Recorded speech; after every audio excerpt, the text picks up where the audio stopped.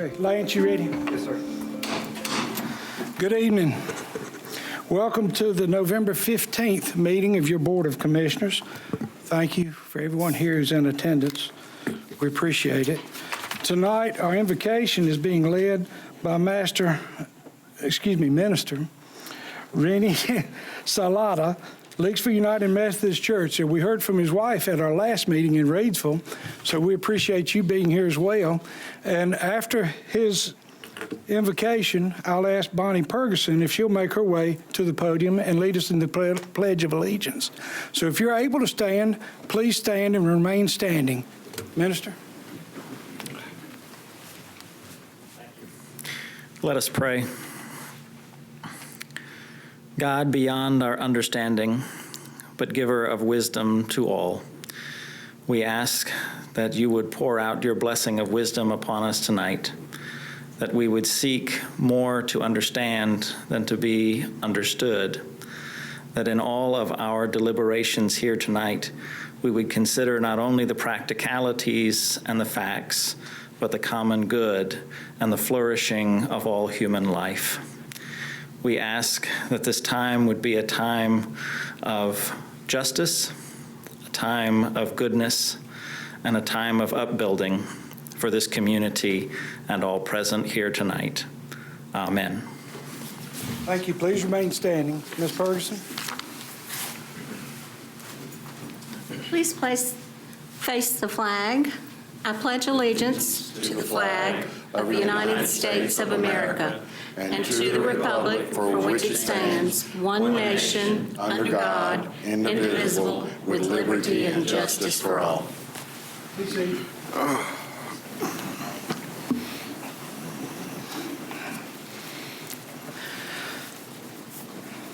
As you know, we work from a prepared agenda, which has been published and is in front of us. Are there any changes to our agenda tonight? I don't have notice of any. So thank you, Ms. Clerk. With that, we'll accept a motion for approval of our agenda. So moved. We have a motion. Is there a second? Second. Thank you, Commissioners Richardson and Powell.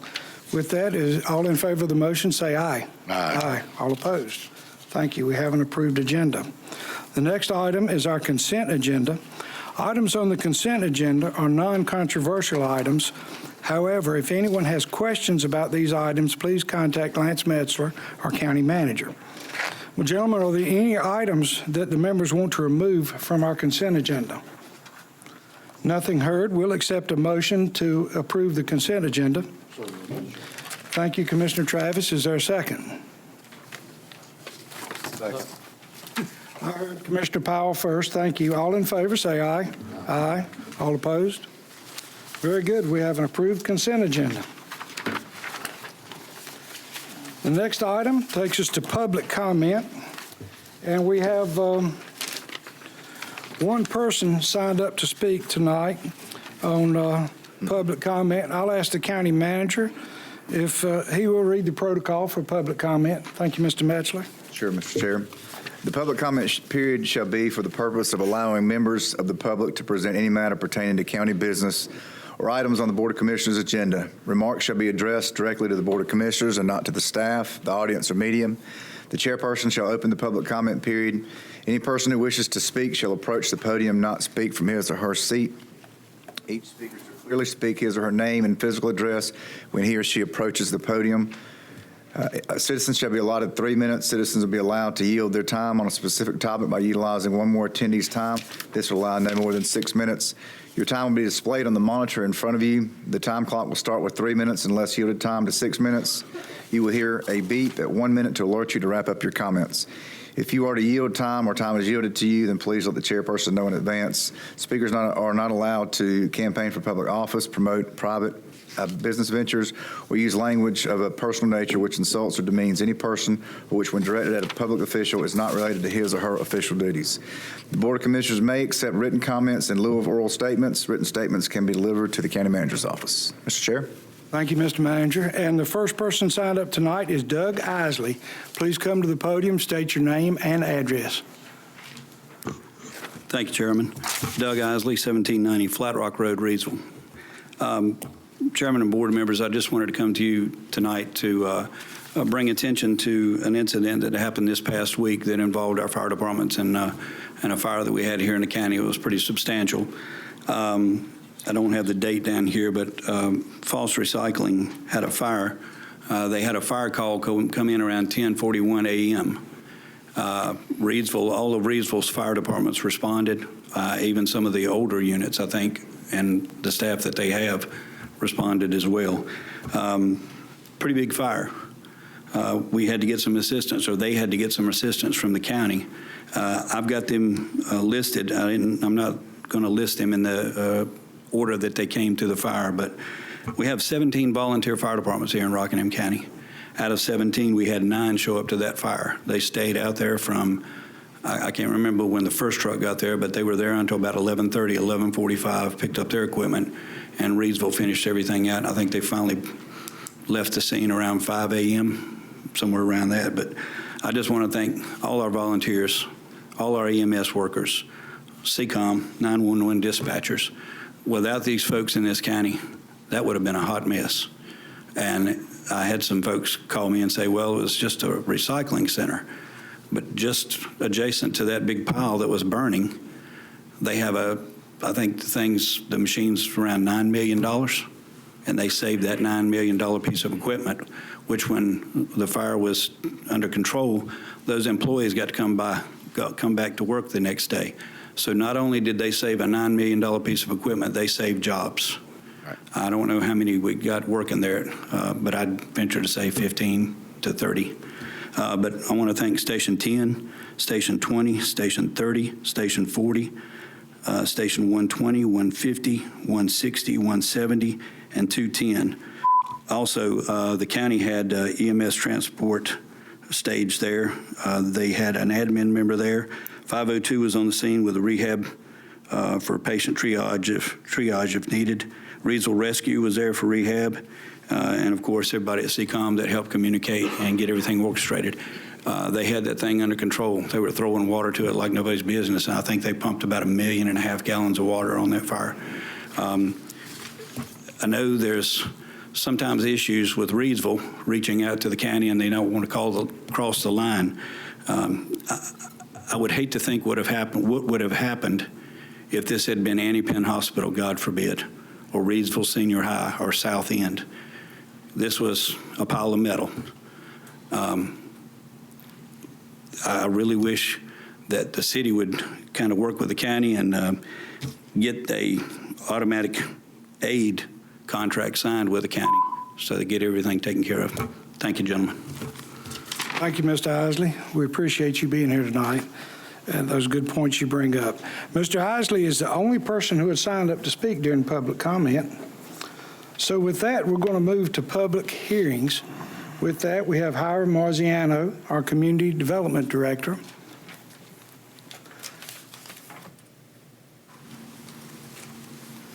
Our first item is to amend the UDO to include options for indoor shooting range facilities to the table of uses and high-impact use chart in section 63.01B. Thank you. It was brought to our attention that we would like to do or amend the ordinances for an indoor shooting range. And while I felt that the current shooting range complex definition probably encapsulated indoor facilities, what it did not take into effect is they are arguably safer, less noisy. So we're proposing this amendment to add a specific language for indoor facilities while also reducing their impact on the high impact table. To that end, largely we're just adding indoor to the use table. None of the zones are changing. All the regulations that would apply to an outdoor shooting complex will also apply to an indoor facility, with the exception that they'll be under Class 2, which lowers the distance from neighboring properties that this facility would have to be set up at. It takes it down from, I believe, 1,000 to 500 feet. Relatively simple change. Very good. Thank you. With that presentation, we will now open the public hearing for this item and allow anyone to speak. We have no one signed up to speak on this issue. Is there someone in the audience who would like to speak for or against this? Nothing seen. We will close the public hearing. Gentlemen, are there any comments or questions? I'll make a motion, Mr. Chairman. Travis? Make a motion to approve the amended for the UDO for indoor shooting range. Thank you, Commissioner Travis. Is there a second? Second. Thank you, Commissioner Powell. We have a motion and a second. Any further discussion or questions? All in favor, say aye. Aye. All opposed? Motion carries. Thank you. Thank you. Our next issue, Marziano?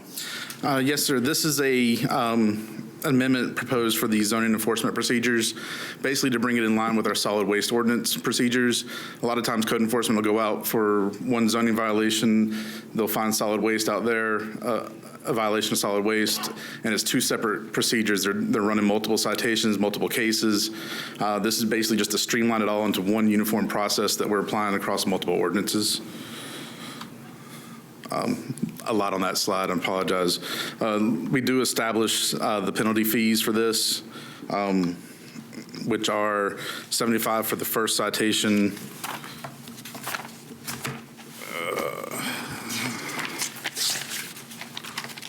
$150 for the second citation, $300 for the third citation, and then $300 per day after cumulative following that, which is slightly different than currently. That follows the solid waste ordinance.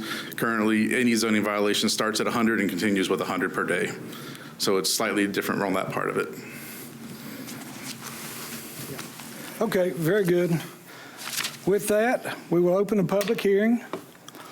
And there is no one signed up to speak on this issue either. Is there anyone in attendance who would like to speak to it? Nothing seen. So, gentlemen, any questions, or is there a motion? I'll make a motion. I'd just like to say, Marzie, thank you for finally getting to this. This has been needed for a while. But I'll make a motion to amend the UDO section 37.01. But before we accept that, I will close the public hearing. I apologize. And now that motion from Commissioner Travis is Still on the stands, table. yeah. Is there a second? Second. Thank you, Commissioner Berger. Any further questions or discussion? All in favor, say aye. Aye. Aye. All opposed? Motion carries. All right, item number 3. Mr. Marzi? This is, I believe there was, during the recent adoption of the UDO, there was a little bit of oversight in the residential densities table. At least that's what I think happened. What was missing was when you have public water and public sewer, there was a null entry in the RA and the RP zones, which theoretically means that nobody could hook on or tap onto those facilities, which I don't believe was the intent. I also feel that since we have been allowing people in the past to rezone to RP, that we have several RP subdivisions out there, which are all just single detached, single family residential detached. But it needed a more dense calculation if there is allowed water and sewer that are public there. So what we've proposed to do in here is drop down the 1.7 from just when it just has public water for RA, and do a 5 unit per acre for RP to kind of give it a medium density quality. It was also brought up at a TRC meeting that some of the situations that we need to account for may be that there's well, but there might be public sewer available. So we've offered to add that line in there under the middle row. So those densities would still apply. Let's say if there was no public water, but there is public sewer. So we're trying to account for all situations. Very good. Thank you, Mr. Marziano. With that, we will open the public hearing. And we have no one signed up to speak. Is there anyone here who would like to speak? Nothing seen. We will open the public. Well, we did open it, didn't we? So we'll close it. Boy, we'll keep up with all this. So anyway, guys, any questions? Is there a motion? Make a motion. Thank you, Commissioner Powell. Is there a second? I'll second it. Thank you, Commissioner Richardson. Any more questions? Nothing heard. All in favor, say yes. Yes. There we go. All opposed, no. Just trying to be sure you're paying attention. All righty, very good, motion carries. Thank you. I would like to point out to everyone that this is exactly what we talked about when we adopted this UDO this summer, is that there would be changes, and there will be continual changes with this document. It's a living document.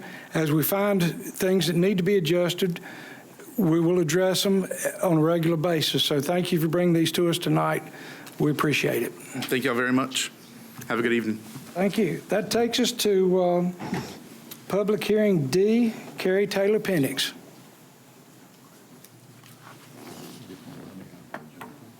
Good evening. How are y'all? Fine, thank you. So this is a public hearing for Gregory Pallet and Lumber Company. We're requesting an appropriation from the general fund not to exceed $36,000. It would be spread out over 5 years for this project. They're looking to invest $2.5 million in capital improvements and hire 25 full-time employees. This is going in the North Star Shell Building, and it has been vacant since 2002. That's good. So that's a good location for this project, and we'll ask for your support of this performance agreement for them. Thank you, Ms. Penix. All right, with that, we will open our public hearing on this item, and we have no one signed up to speak. Is there anyone here who would like to speak, 2 or 4? Yeah, with nothing heard. So, gentlemen, we will entertain a motion. Close the meeting. Oh, thank you. The public hearing is closed. Mr. Chairman, I make a motion to approve the performance agreement with the Gregory Pallet, and I appreciate them coming here and taking over that business, and I wish them luck, and if the county can do anything to help them, please let them know. I will. Thank you. This is their first North Carolina operation, so they have 4 locations in Virginia, so we're welcoming them. Yeah, welcome. Look forward to it. Very good. We have a motion. Is there a second? Second. Thank you, Commissioner Richardson. All in favor, say aye. Aye. All opposed, nay. Very good. Motion carries. Thank you. And I would like to remind everybody that the county is hosting a job fair. It will be located in our facility, 425 NC Highway 65, back behind the Governmental Center, Wednesday, 10 to 4. And I understand that there are multiple county departments that will be there on site taking applications of anybody looking for jobs. So just Great. wanted to make sure everybody knew that. Thank you. We appreciate you being here tonight. Got a lot Thank of you. jobs out there. We got to get them filled. Brings us to item number 8, presentation on Rockingham County Health Insurance Program. Ms. Nixon?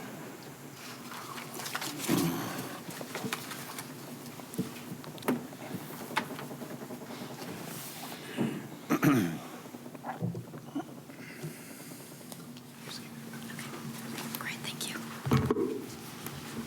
Good evening, Chairman Hall, Vice Chair, and Commissioners. Mr. Metzler, thank you very much for having me here tonight. My name is Donna Nixon, and I am with Pierce Group Benefits. And Pierce Group is one of your partners that helps arrange and manage your employee benefits package. We're proud to work in partnership with you to design and help build a cost-effective benefits package that will help you attract and retain your talented employees.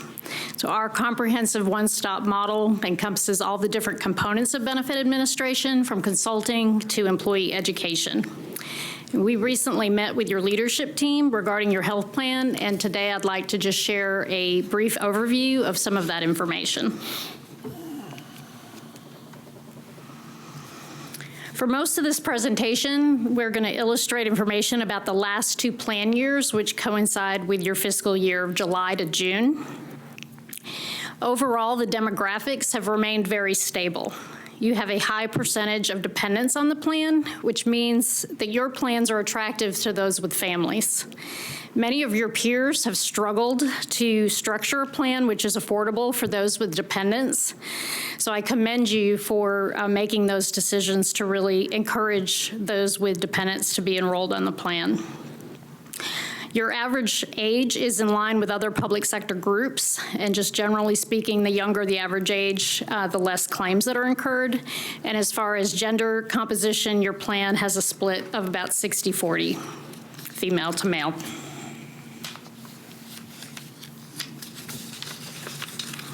This chart illustrates the breakdown of where your dollars are being spent. The most recent plan year is in red, and the prior plan year is in blue.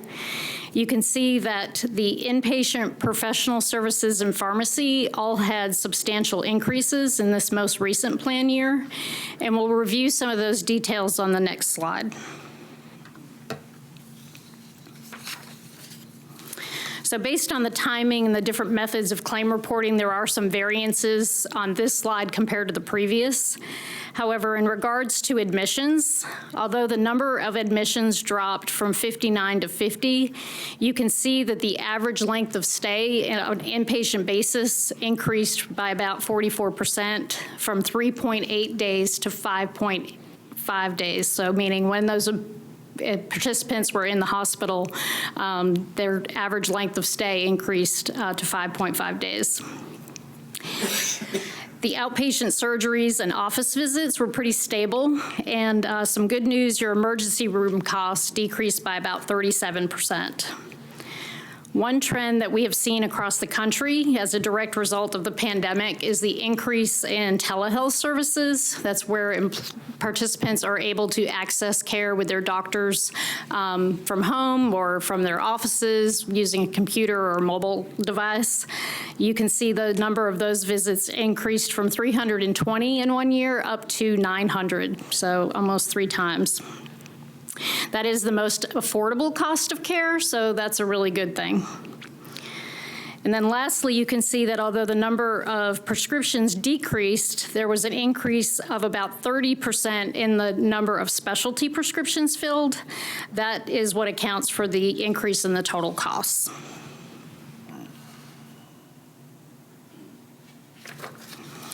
This slide just provides an alternate view of how the dollars are being spent across the plan. Of the most concern is the pharmacy utilization.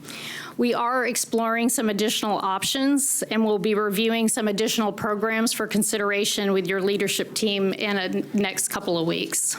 That is one area that we are looking to make some enhancements on to improve the results in that category while maintaining the cost structure for the employees and the dependents on the plan. The big components of your large increases due to the increase in frequency and cost of the high-cost claimants. In this most recent plan year, the plan had an increase of claims of over $25,000 from 57 to 75, meaning the number of claims over 10,000 increased from 8 to 14.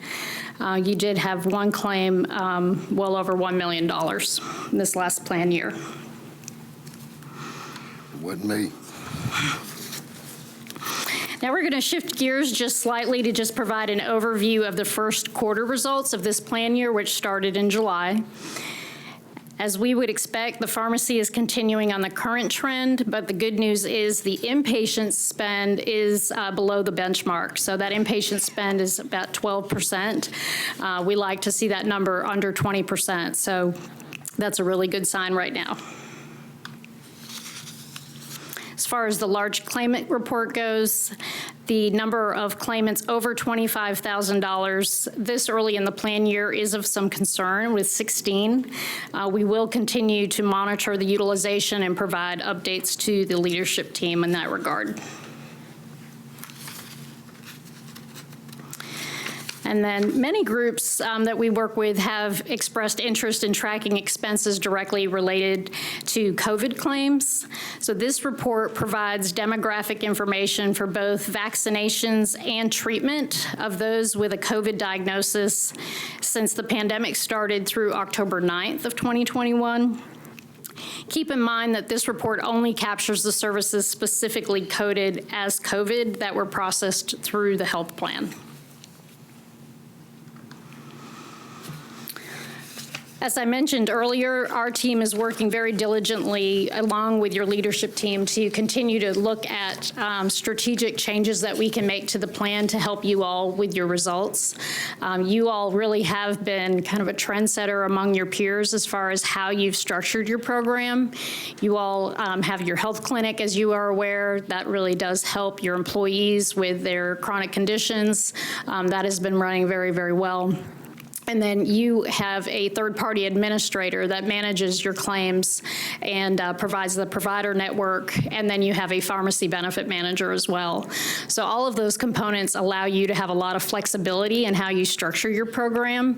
We're going to continue to look at most heavily the prescription program this year to see what changes can be made there to bring some relief to the high costs of claims that have been incurred this last year or so.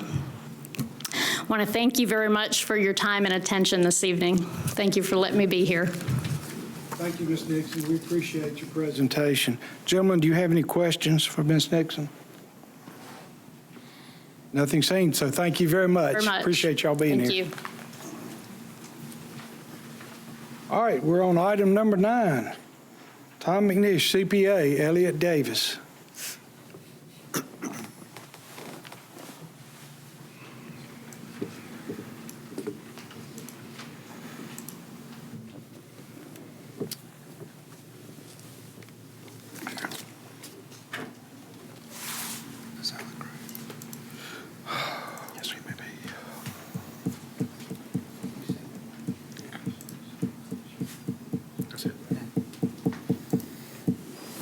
Use the keys over there.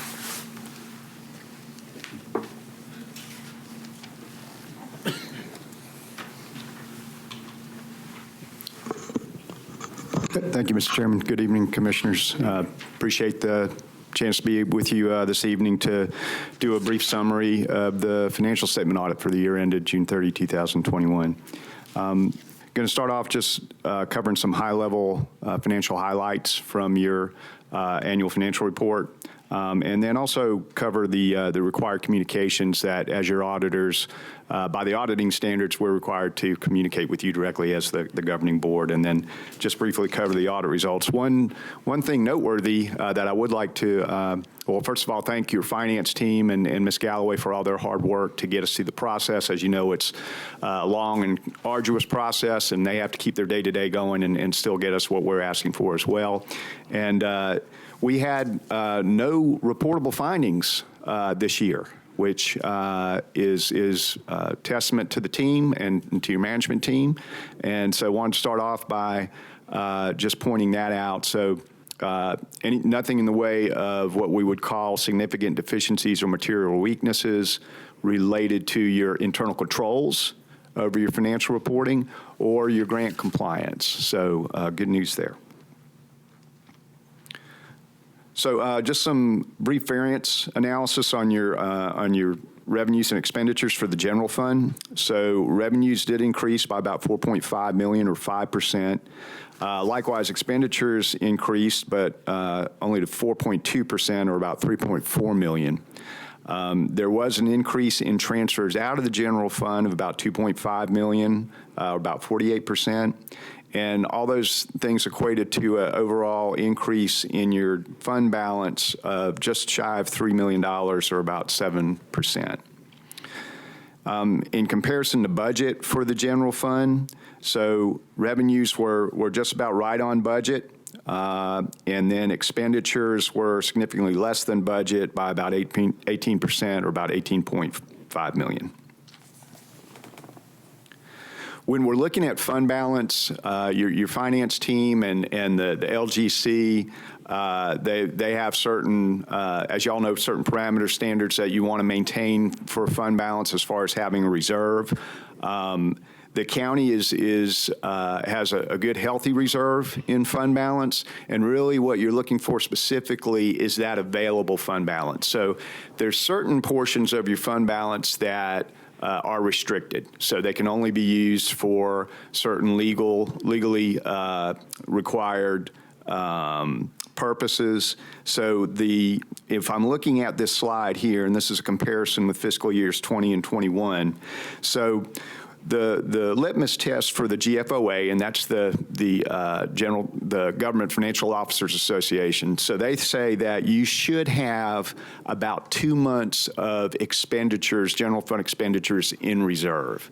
And the way they calculate that is, for instance, in the 2021 column, with about $93 million in expenditures for fiscal year 2021, including transfers. If you divide that by 12, then you end up with a very rough monthly expenditure burn, okay? And so if you take that and divide it into your available fund balance, that's giving the county roughly 4 months, of fund balance that theoretically could be used in an emergency. It's a reserve fund. So doing pretty well. It's different for each county or each local government, but according to GFOA, they're saying you should have a minimum of 2. So the county is clear of that, which is a good indicator. Then the Local Government Commission here in North Carolina says that you should have a reserve of at least 8%. The county, your own policy is a little bit more conservative than that, and you have a reserve of 16%. Well, you've exceeded both of those, both in 20 and 21, and I think going back, you're keeping a healthy reserve above both those benchmarks if you're looking at those. So switching away from the general fund and just looking at some variances on your water fund. So revenues increased a little bit in the water fund by about 3.7% or $22,000. Expenses increase of about 20% or $131,000. Net position, though, still increased. So that's kind of your equity position, still increased by about 36%. That was largely driven, though, by a governmental grant, just shy of about $5 million, which is a good thing, that was used for projects and infrastructure development. And so that's why you do have that overall increase in net position. Looking at the ins and outs for the cash that's available in the water fund, so the cash that was used for operations was about $317,000 or $315,000. You had transfers out of the water fund of about $404,000, and then the net of money that came in from your capital grant and then expenditures for infrastructure and capitalized items, that netted to about $43,000, and then cash invested or cash from return on investments was about $7,000. So you had a net cash decrease of about $668,000.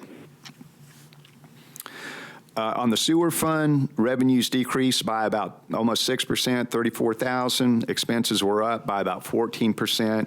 Again, you did have some capital grant funding that came in, which drove net position up, even though you had a net decrease if you look at your revenues and expenses.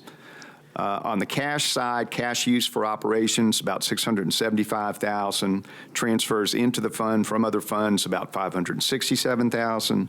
And then net cash used for those infrastructure projects, about $680,000. On the landfill, revenue increased by about 3.3%. Expenses decreased there about 26%. Net position also decreased by about $1.4 million or about 11%. And then cash provided by operations from the landfill fund was about $961,000, transfers in of $6,800, and then cash used for infrastructure capital or for landfill maintenance and capital expenditures about $550,000. Cash for investing activities about $77,000 for a net of about $340,000. So just briefly on the audit process, just to take you through that as part of our required communications, we do, as you would guess, a lot of audit planning before we start to ask the finance team for audit evidence. We do employ a materiality threshold, so we're not looking at 100% of the transactions or the balances that occur throughout the fiscal year. We're going to do this on a sample basis for efficiency and to make sure that we're addressing the proper audit risks. Your internal controls over your financial reporting Those are very important to us. So these are the day-to-day activities that your finance team and your grants and compliance team exercise every day. We want to see what kind of shape those are in. Are they strong? If you've got strong internal controls, then that's obviously going to be a positive. That's less risk. If you've got weaker internal controls in some areas, that tells us that we're going to have to do more audit work there because the day-to-day procedures may not be as strong.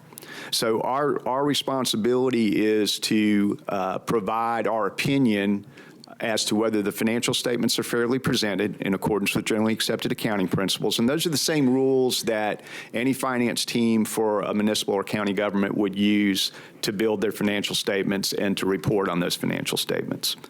We do look at the significant accounting policies. Those are some of the items that you'll find in the footnotes to the financial report. We want to make sure those are reasonable, that they're in accordance with generally accepted accounting principles. So we audit those and look at those significant accounting policies to make sure that they make sense. So contrary to popular belief, accounting and financial reporting is not an exact science. Your management team does use estimates, things like depreciation or OPEB liability. Those types of things are based on estimates. We, again, want to evaluate as the auditors whether those estimates are based on a reasonable assumption. So we do procedures to determine that. I mentioned the financial statement disclosures. Those are all those footnotes that are included in that very comprehensive financial report, and we audit those as well. Make sure that they're providing context to the exhibits and to the financial statements, and that they tie in and they support those financial statements. We look at any unrecorded or uncorrected misstatements. We want to see if they're material. Those are the ones that we're worried about, is whether there's a misstatement that is material that would cause a user of the financial statements to be misled. So if I'm a bondholder or somebody who's sophisticated in looking at that document, I'm familiar with all those rules, but if there's a misstatement in there that would even throw me off as a sophisticated user, that's the thing that we're looking for, and that's what we want to be able to give our opinion, that there aren't material misstatements for the financials to be presented fairly in accordance with the proper rules.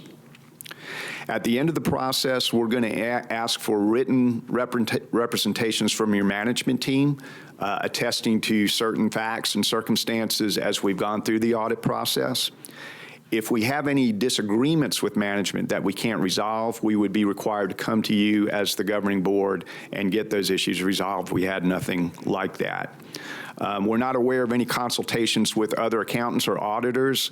This might happen if there was a circumstance or event that we did not have the expertise as your auditors to resolve or to work through. So we weren't aware of the need for that outside consultation. We discussed a lot of significant issues with management as it applies to your compliance and to your financial reporting. I think those were all good, expected exchange and conversations that we would want to see in a healthy audit process, and those were productive.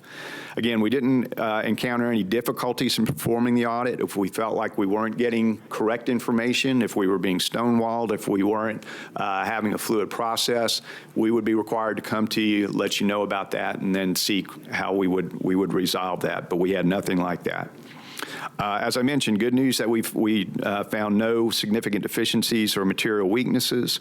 And other than, I think, our engagement letter and our representation letter, there was no other formal written communication or other written documentation between us and your management team. So just real quick on we essentially have three, or actually 4 different reports that we issue. I mentioned the financial statement audit opinion, and that's simply where we're giving our opinion as to whether the financial statements are fairly presented, and that's important for bondholders, investors, people who are interested in the financial condition of the county to be able to pick that up and say, all right, well, there's a third party that evaluated that financial condition and reported on it. As a local government, you're subject to Yellow Book or government auditing standards. I mentioned internal controls. That's a very important part of the Yellow Book audit, or an audit performed in accordance with the Yellow Book. We're very interested in those controls, and to make sure that they're working properly and that there's not a risk or a lack of controls that could result in a material misstatement that we talked about or a material noncompliance. So as I mentioned, we didn't identify any deficiencies in internal controls that we would consider to be significant or material, and that's a good thing. I mentioned grants and grant compliance. So I think this year the county, and this is a very good thing, was able to make use of approximately $20 million, a little over $20 million in state and federal grants. A lot of new programs out there with the pandemic and CARES Act funding. So you also tasked us with going in and auditing to see whether, in this case, we're giving our opinion as to whether the county was materially in compliance with those grant requirements. So a whole separate audit process that we go through to tackle that and to give you our opinion as to whether the county was materially in compliance. For your major programs, good news there is we were able to give an opinion that we felt the county was materially in compliance with those requirements. One thing that's new, and this is imposed by the Local Government Commission this year, and I think all of our county and municipal clients are going to be dealing with this in different ways, but the Local Government Commission wanted to employ a set of ratios, their own ratios, for a determination of how the county is faring in certain financial respects. So these are both the ratios themselves and then whether or not the ratios are considered what the LGC is calling indicators of concern. These are all based on LGC criteria. Now, what they've said the contracted audit firm, in this case Elliott Davis, has to do is to report to you those ratios and whether there were indicators that would qualify as indicator of concern. So the county, under that criteria, did have one of those, and I would comment that this is a very conservative calculation that they use. So one of the benchmarks that they say is if you take, for in this case, your water and sewer fund, and you look at your bottom line, so your net income or loss, you're going to add on to that whatever debt service you would have. Now, normally debt service is not an expense, only to the extent that there's interest, but the principal payments would not normally show up or would not show up under GAAP in your net income or net loss, okay? So if you had a net loss of $100,000 and you had $1 million in debt service, well, under the financial rules, you would only have a $100,000 loss because that's principal repayment like you would with your home mortgage or whatever the case may be. Well, for the LGC's indicator, they're wanting to add that $1 million, or in this case, about $1.2 million in debt payment to where you end up with something less than zero. And so, in other words, you end up with an adjusted net income or net loss that's either goes from being net income to a big loss, or it goes from being maybe a small loss to a bigger loss. So I know it's kind of different in terms of how they come up with that calculation, but they're wanting to look at that. They're saying if you have if it's not greater than zero, so if you're not break even with that principal payment adjustment or higher, then that has to be reported as an indicator of concern. I think there's going to be more guidance on this. This will be the first year that the LGC has done this. I would say that there are probably going to be a number of counties, especially ones that have enterprise funds, water and sewer funds, that may be experiencing that same indicator. It's hard to say right now, but this is something that there'll probably be some movement, maybe some changes on. It's hard to say, but we were required to include that in our reporting to you. And Mr. Chairman, I can take any questions that the commissioners may have. Thank you. Gentlemen, do we have any questions?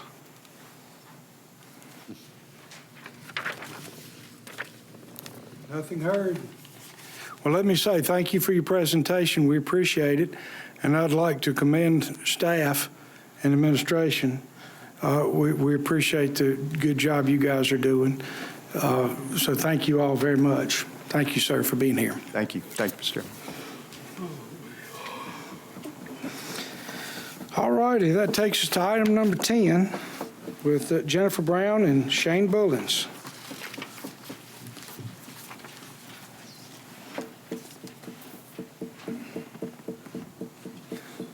Good evening, Sheriff. Good evening.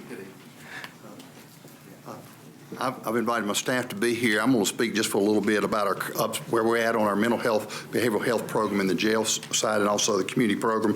I have Mr. Artie Light here. We'll speak just a little bit from the Daymark perspective because it is a partnership.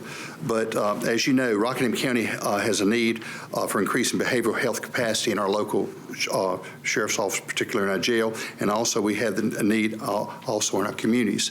I've been in law enforcement a long time, and I've seen from when we had mental health reform back in the early 2000s, how that affected us here in our communities. And I've seen the failures in those systems, and I've seen us go through these different LMEs and stuff. But I believe we got a workable program here, working with former Commissioner Keith Duncan with the support of the commissioners, with the support of Felissa Farrell with DSS, thanking our county manager, also Artie Light, Ashley Gold, Captain Bullins, and Captain Brown. Working as a team, we'd have been able to find the funding to try to bring 2 clinicians, one into the jail and one in a community model, working with our officers out in the field to improve the level of services and behavioral health support and also referral and support in those capacities. And right now, we are seeking, and I can let Mr. Light speak to this, we are seeking to try to locate 2 clinicians to work those programs. But right now, I believe that we still are in the I'm still in the looking phase. Artie is still in the looking phase. I think that's consistent with what we're seeing a lot around the country and around this community. But we are looking, and it is our hopes to, when those persons do come on board, is to, again, I've talked to you before about reducing those situations where we have suicide and mental health issues and addiction issues that are coming together in our jail for a perfect storm and not being able to provide services to stabilize those persons when our jail. Because in our jails, as you know, we are responsible for those persons that are in our jail to look after those persons until they get out, and hopefully we can refer them and link them to services when they get out, because we've got to break that cycle. We also got to work out in the community trying to break the cycle there too. There's some people that are getting picked up in our communities or getting arrested that truly have mental health concerns, but they're getting arrested when they really need to be in a mental health, either inpatient or outpatient referral, but they're ending up in the jail system, whereas really that's not the best place to treat people. And so right now, kind of where we're at is, first of all, we have received the funding through the reinvestment dollars for 2 years. It's $284,000. It's a 2-year program, and part of the program working with Daymark, when our information's in, I think after the first year, we'll be assessing to see where we're at, and hopefully we'll be able to see if it's any additional grants or other type funding to continue this program. But right now, we're looking at the support from the reinvestment dollars, federal dollars, for 2 years to run this program. So, anything we can do to improve the level of mental health services either in our jail or out in the community, I think is a plus for Rockingham County. Because everybody out there that has these situations that are dealing with these demons, they're somebody's family, somebody's loved one. And Artie, would you like to say a few words? Already summed it up. Thank you, Mr. Commissioner, Mr. Metzler. Excuse me. Daymark is actively recruiting. We've been doing that for the last 3 or 4 months. Very difficult right now to find qualified individuals. I'm looking for the right people to put in these positions. I think I have 2 to interview this week, 2 to interview next week, and hopefully out of those 4, we can get 2 for this program. That's my goal anyway. Thank you. Any questions, Commissioner? Thank you, gentlemen. Any questions? I've got a comment. I'd like for you to just share with the public the credentials you're looking for in these individuals. Okay. Apologize. Right now, I'm looking for fully licensed clinicians, LCSWAs, LCSWs, LCASs, licensed clinical addiction specialists, licensed marriage family therapists, all of those could fit in those positions. I would prefer to not hire someone who is not fully licensed. That's because of the ethical issues.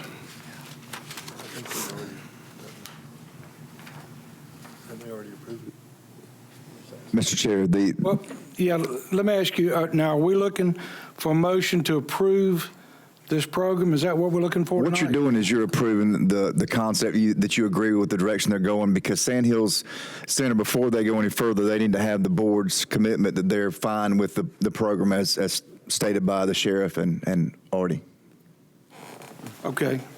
Y'all clear? The reinvestment funds that most counties get through the LME MCOs. Right, right. So we need a motion to approve this in concept, is that Yes. right? Yes, sir. All right, gentlemen, we're clear. We'll accept a motion at this time then. So moved. Is there a second? Second. Thank you. Any further questions or comments? Just one. Artie, you going to be with us for a transition meeting Wednesday, 2 o'clock? I wasn't aware of it, but yes, sir, I can be. You are now. You're aware of it now, but it doesn't have to be you. It just has to be somebody that can speak on behalf of Daymark, because I think it's important. Sandhills will be there, and they need to know what your interests are. They might be able to help you with your recruitment process. Artie, I think it's going to be in here at the same time, the way we had it last time in this boardroom. Okay. Very good. We've got a motion and a second. We've had comments. So all in favor of the motion, say aye. Aye. All opposed? Thank you, folks. We appreciate y'all being here tonight. Thank you, gentlemen. Appreciate it. Thank you. Thank you. Thank you. With that, that takes us to item 11, Lance Metzler. All right, Mr. Chair, I'd ask that Pat Galloway and Paul come up here to correct me if I say anything incorrect, because we all worked on this proposal together. Oh, you mind changing the... in your packet, you have the COVID premium pay policy, the budget change, and the ARP, or American Rescue Plan Grant Project Ordinance. Okay, Paul, go to slide 2.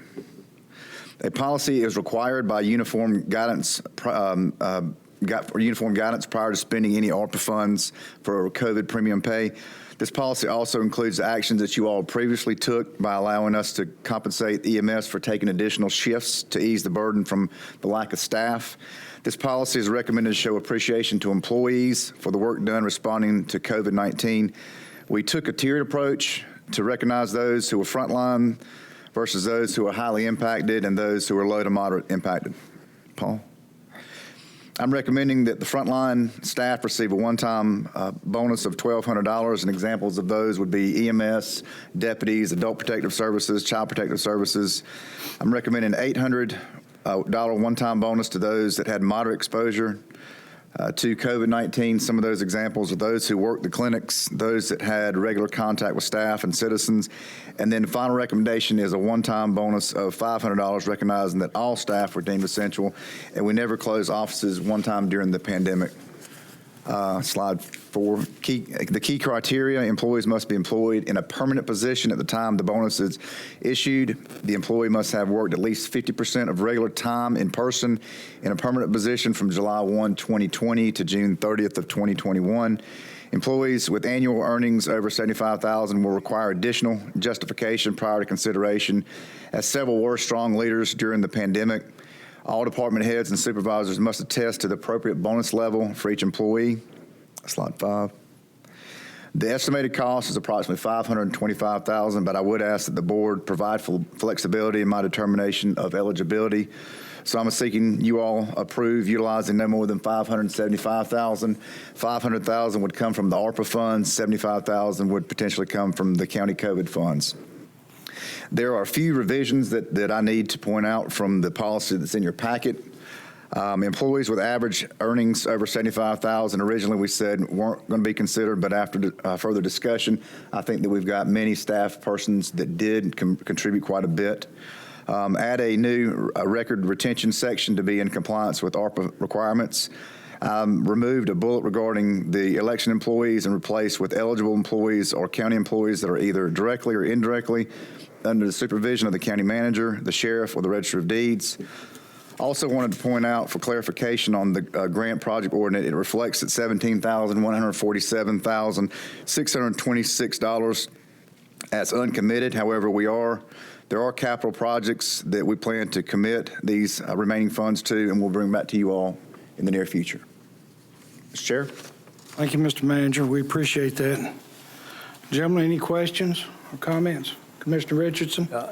Basically, all county employees you consider here. I didn't hear any mention of clerk of court. Is that taken care of elsewhere? That's state employees. Thank you. You got questions? Comments? Yeah, I got a question. Mr. Travis. Pretty much a comment. From the start of this, Manager, since we didn't give a bonus during COVID to our county employees, I feel like we're lowballing them here with $1,200. I mean, are we taking taxes and retirement out of this funds when we give it to them? Absolutely. So you're looking at, instead of $1,200, you're probably looking at only $800 for the top person? I just feel like that's low, very low for the amount of what our employees do for the county, how they represent our county. I just feel like we're shorting them.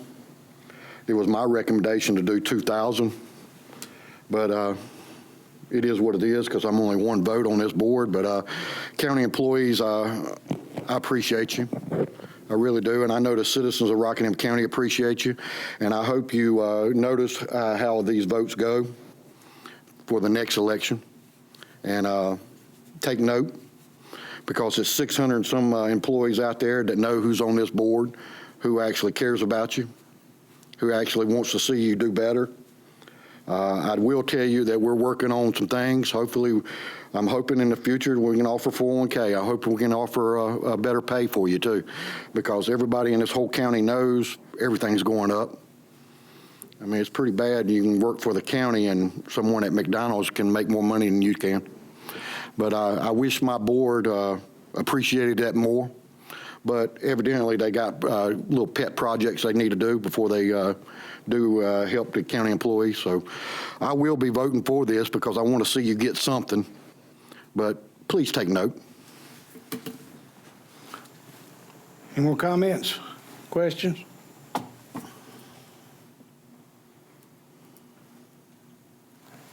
Mr. Manager, just for public information, we did do some raises for our employees. 1/3 was the initial grouping. That's correct, and you all have instructed staff to go for the other 2/3, and that's what we've done. And I'd like to point out, or it might be better for you to point out, these are going to be permanent raises, and they're going to eventually cover all of the staff. That's correct. Thank you, Commissioner. Any other comments? With that, we'll open the floor for a motion. Is there a motion? So moved. We have a motion on the floor. Is there a second? Second. Thank you, Commissioner Berger and Commissioner Richardson. All in favor of the motion, say aye. Aye. All opposed? Thank you very much. Appreciate that, County Manager. Yes, sir. With that, is there any new business? Yes, sir. John.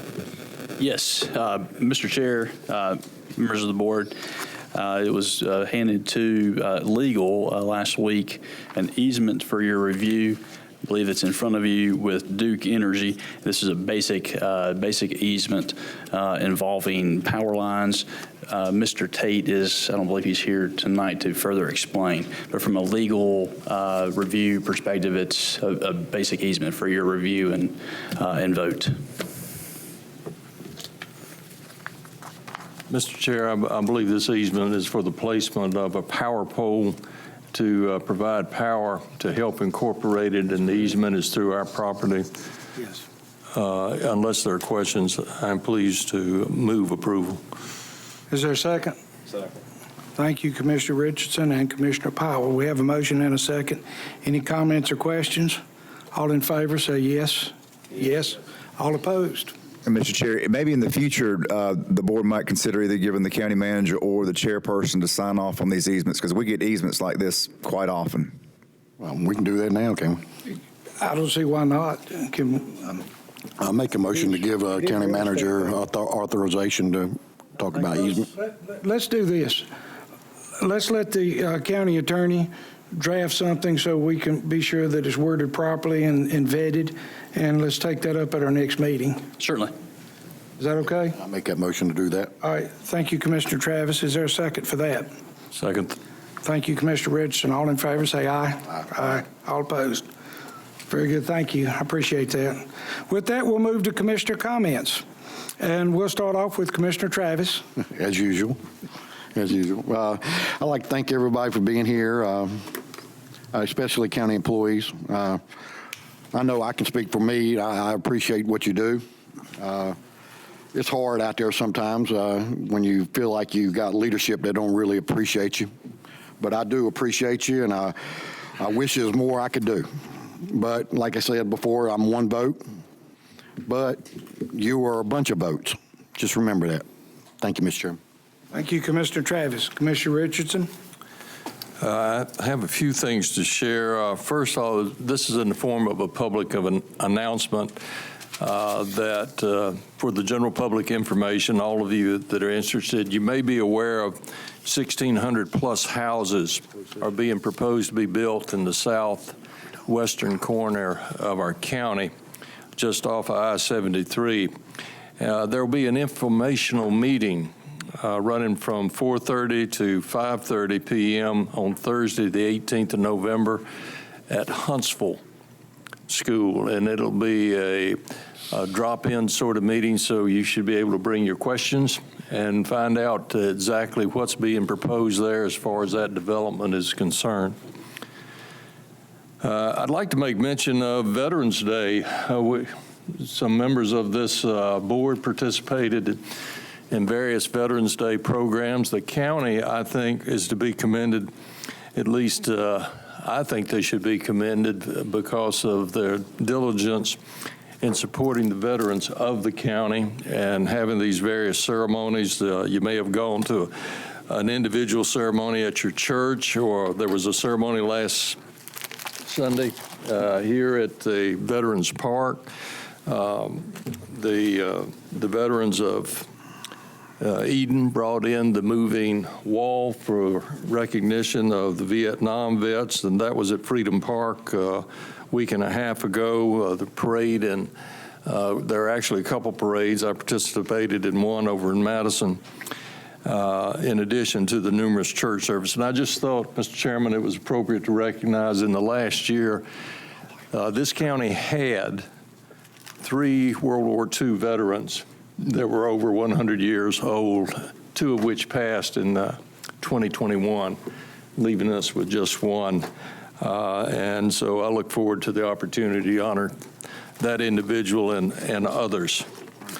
Finally, if you haven't picked up through the paper or other sources, we're in the midst of the Red Kettle campaign, and perhaps Chairman Hall will talk more about that. But we basically look to get over $100,000. It's one of my favorite charities. I've already contributed to it this year because I feel like my money, every bit of it, goes directly to the children of Rockingham County. So I encourage you, when you get a chance, to support the Red Kettle campaign sponsored by the Salvation Army of Rockingham County. I yield.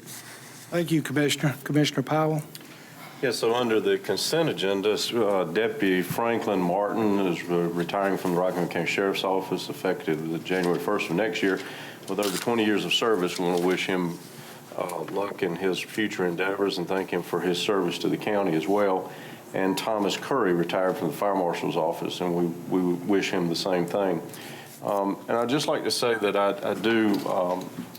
have the utmost respect for our EMS and fire department personnel and 911 communicators. I listen to the scanner some. I listen to you guys and see what's going on. I know when you don't have enough units in the county, and I know when Mr. Cates is riding the truck. because I do listen to that 2 or 3 times a week, and you do a remarkable job juggling the resources that you have for the people of this county, and I just want to tell you how much I appreciate that. And to the rest of our county employees, I certainly hope that as we go into the budget session this year, we can do some more permanent things for you in regards to your benefits and your pay.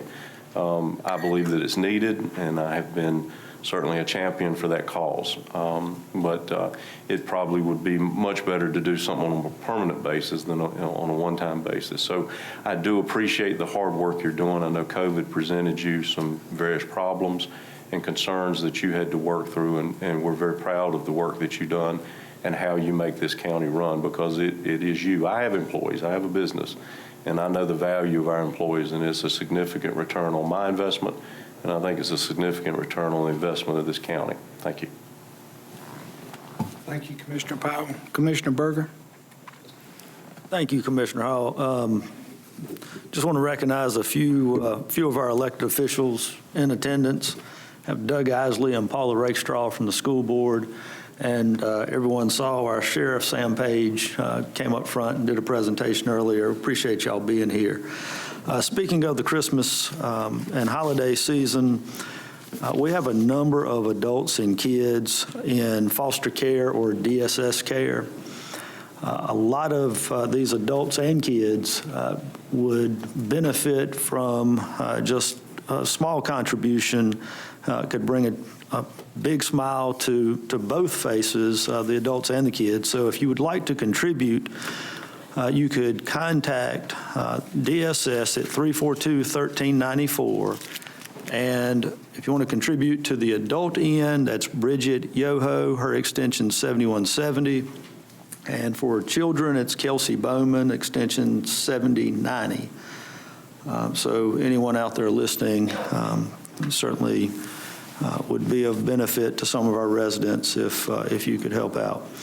Also want to just mention Ms. Pat Galloway. I believe in 20 years of working with local governments and probably about 5 audits, listening to that entire presentation, this may be the first time I've heard of one that did not have any dings. So certainly congratulations to Ms. Galloway and her hard work and keeping all that straight. So thank you. Thank you, Commissioner. I agree with your comments. Thank you, Pat. Thank you, staff, again, for the hard work you do. I know we've talked in the past how that, one simple slip of paper in DSS could get you 5 or 7 dings on an audit. So something that simple didn't show up this year. So thank you, guys. Thank you, everyone, for your efforts. That's very important. And as Commissioner Richardson said, the Salvation Army Red Kettle campaign kickoff has kicked off earlier this month. You'll see the kettles. Please be generous. This money is used throughout the year to help kids in Rockingham County, and not just at Christmas time, but all through the year. So be generous if you can. It's a great cause, and the money is very well utilized. And I'll echo the other comments that commissioners have made, that yes, we've granted salary increases so far this year to staff. We're evaluating the balance. Instead of doing it over the next several years, we're going to do it this year. We're doing it now. So we're making that effort to improve wages, to improve benefits. So we think that'll have a longer lasting impact for the employees of the community. So with that, we will say that our next meeting is December 6th, 6:30 here at the Governmental Center. And we will now accept a motion to adjourn. Make a motion. Thank you, Commissioner Powell. Is there a second? Come on, somebody. I'll second that. Thank you, Commissioner Richardson. With that, all in favor, say aye. Aye. We are adjourned. Thank you.